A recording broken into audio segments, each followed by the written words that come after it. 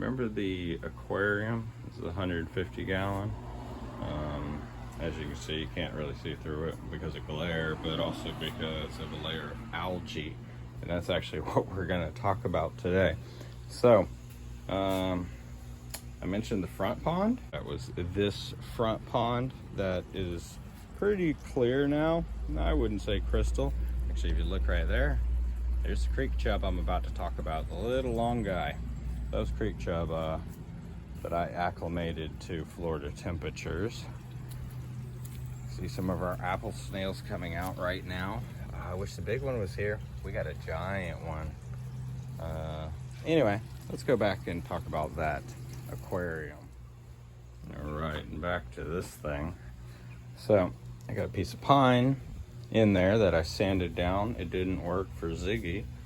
His nails would never go into it after I sanded it, so I decided to put it in here. And it seems like it's weathering pretty well. It's not rotting as fast as I kind of thought it might. And the moss obviously is growing on it. There's a pretty good layer down on the sides. And most of the moss that was in here I've used like for the front pond, stuff like that. Anyway, so the Everglades water cleared my pond last year from a green water, and I've been keeping an eye on it, testing with it further. Well, I'm not seeing it on this side. We're seeing it clear up. We've had the light off for about a couple weeks now, maybe a month. We are seeing different spotting.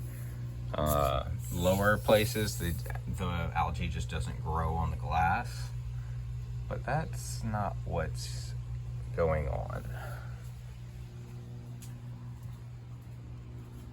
Let me take my sunglasses off so I can show you all this properly through the phone. Okay, you can see that line very clear over here. What I started looking at, and I could see, were these little things eating the layer of moss or algae growing on the shaded side of the tank. These things move. I don't know what they are, but sorry about the bumping. I'm trying to get this. Those little itty bitty things are eating the algae. But there is not just one or two.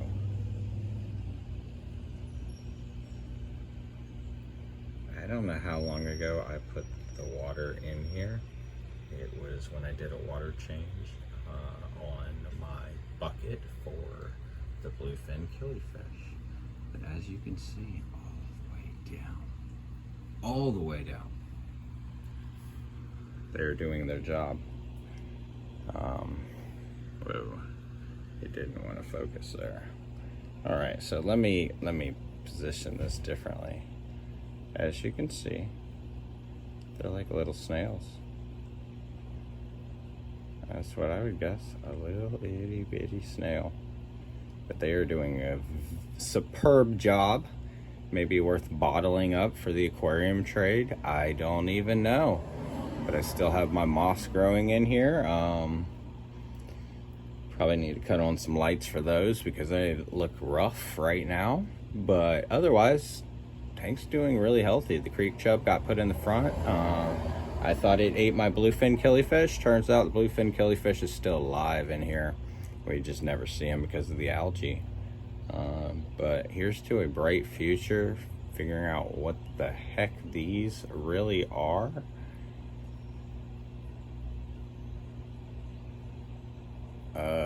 Yeah. Crazy, huh? Oh no, it's a mite. I can see that one right there. It's like a mite type critter. You can see the legs. Oh, that just gets blurry, huh? You can see little legs on that thing.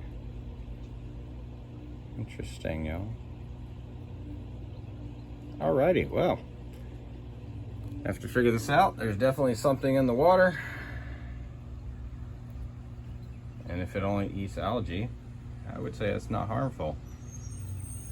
I guess we'll see. part of the microorganisms that we want in the aquarium trade, front pond trade. Who knows? Maybe I can bottle this water and you guys can benefit from this. Let's see how the future goes. We're gonna go back to this real quick because I felt like this was important. So we looked at that side, how thick it was, but they are also over here, and it looks like they dwindle. They get less and less as we go down to this corner. And then coming around here, where the algae is all the way at the bottom, you can see a few. And then there's basically none.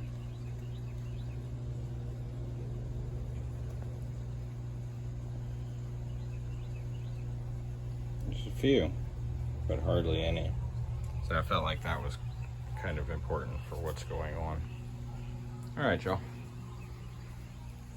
Have a wonderful afternoon and a safe weekend. Like, subscribe, and I'll get back to y'all with more.